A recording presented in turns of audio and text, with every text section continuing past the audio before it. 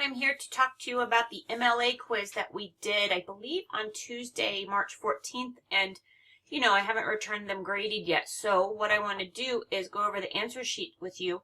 And you can use this video to review MLA format that you need to include in any of the essays that you're putting in your portfolio that's due on Thursday, April 6th. So when you come back from spring break, we'll do some work with the cover letter, and then on that Thursday, the 6th, you will turn in your portfolio.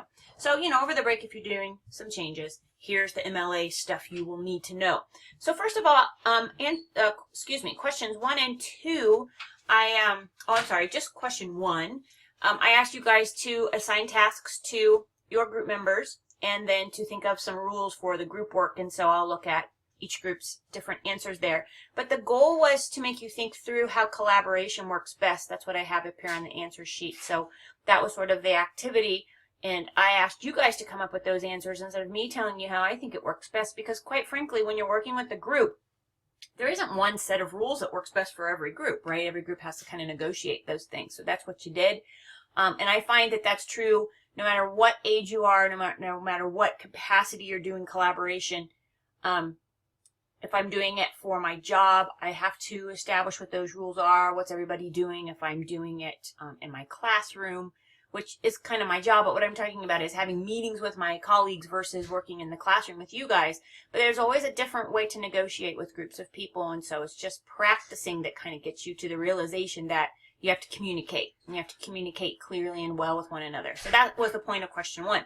Question 2 asked you to review the in-text citations, and you see I have 3 different in-text citations here. These are in-text citations for web sources. We know that if we have a print source, we can just put the page number and sometimes the author name in the page number. But for web sources, which generally don't have page numbers, except if it's a PDF that you've downloaded from the web, which may show the page numbers, you have to use 3 different kinds of information. And this is all also dependent on how are you introducing the source. Are you saying according to O'Brien? Because if I say according to O'Brien, the first in-text citation is wrong. But for the quiz, we know all I was asking you was, what are the 3 kinds of in-text citation for web sources? So the first answer shows author last name. And I just grabbed a last name that I saw, pretending I'm using a source called O'Brien. The second in-text citation shows the article title. And I'll pop over to the website that I'm pretending I'm using for my source. Here's my article title. You guys see my mouse sort of hovering around the article title there. And then the third, oops, wrong file. Give me a second. Where'd my file go? There you are. And then the third answer here is the website title in italics. So notice this is italicized. This is not italicized.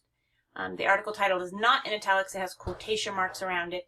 And notice that here's my web title up here. My website title is up here. My article title is generally lower. And what are these titles? These are just section titles, right? There are different sections on this web page. I can keep scrolling down and there's different information under each of these section titles. So this is the primary title of the article, and this is the website. And so, let me bring my file back up. One last thing I wanted to point out is that I will be looking, you guys see I have periods after my in-text citations. As long as we are just quoting, summarizing, or paraphrasing, we put our period after the in-text citation. And the only place that changes is if you have a long quote and you're indenting a block of text to show much more of the text the passage that you're borrowing from the source, and you're putting it in a block. Okay, so 3 in-text citations for web sources: author last name, website article inside quotation marks, website article title inside quotation marks, too many words, and website title italicized. All right, question 3 was to write a works cited page for 3 sources, and I passed around a book that day. So here's the book works cited page. And I asked you guys to consult the Purdue OWL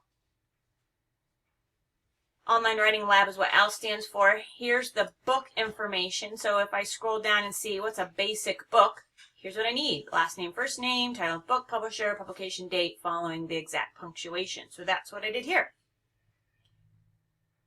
Author, last name, comma, first name, period. Here's the full title. It was notebooks with the date, colon there, period after, publisher, comma, copyright date.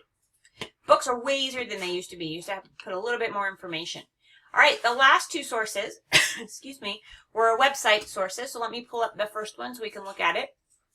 We see the date here, the author name, the article title, the website title, and the name of the group responsible for the website, the publisher, the owner, is at the top and the bottom. And if I move, oh no, I don't need to. I was going to move it up, but we have the date from the top. So I'm scrolling back up so you guys can see what it is. Here's the website address. At the top, here's the works cited page. I'm getting loopy. I'm having hot cocoa, guys. I'm getting a little loopy. So here's the works cited entry. Johnson, Lisa, period. The article title inside quotation marks, period here. Website title italicized, comma after. Name of the group responsible for the publication and, excuse me, updating of the website. Here's the date of the article that we saw at the top. Website address. Let me just pop back over to the screen to show you that, you know, I did cut off this much. You're allowed to do that in 8th edition. You can start with just the primary information in the website address.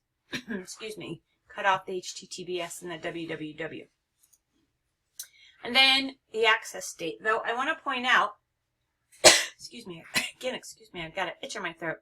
I want to point out that we don't have to have the access date if you have the date of the article publication up here. So I won't count it wrong if you have both. Actually, it's sort of the more thorough thing to do, right? To give the publication date of the article and also the date that you found it online. And then I asked you to do another source. I asked you to go into D2L, which I've closed, so I can't show you where I got it from. There were a list of 4 multimodal projects that I asked you guys to look at. You emailed me about one of them about a week and a half ago. So I chose one from the list.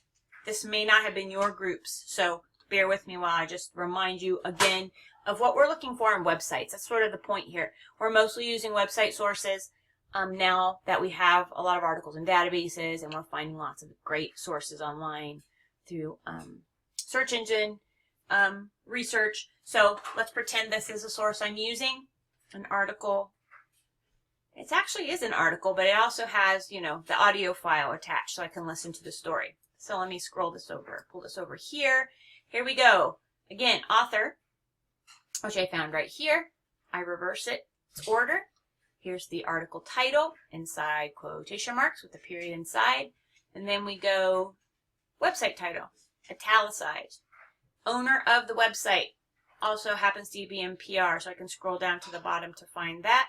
I have to pull up my browser window just a little. I don't think it's going to let me actually. It's not, but it's down there in the lower right-hand corner, which is where we found it. So that's why I have NPR twice. Somebody asked me in class, so if it's the same website title and same publisher, we put it twice? And yeah, you do. And you don't have a choice there. You just are typing in what the website tells you. And I'm sorry, I can't pull my window up anymore. My desktop recording program won't let me do that. Then I have the date right here. I have the website address. Again, notice that I've deleted the HTTPS and the www. That's okay to do now. So it kind of shortens that URL that has the potential of being quite long. And then again, access date, if you're group included, I will allow you to keep it. All right, so one last thing I want to show you, and I'm not going to count this, I'm not going to count off for this in the quizzes because the book was roaming around and you guys were doing group work, and so, you know, it's hard to make sure that you're doing the works cited entries in order. But remember, when you do your works cited pages for the portfolio, the title should be centered on the page. No bold face type, no quotation marks, no underlining, just the way that I have it here. And then remember, you organize your works cited entries according to author last name and you alphabetize them. And if your entry has no author last name, then you use the first word in the title and add that to the alphabetized list. So I have my entries alphabetized. And that is the end of the works cited quiz video, the answer sheet.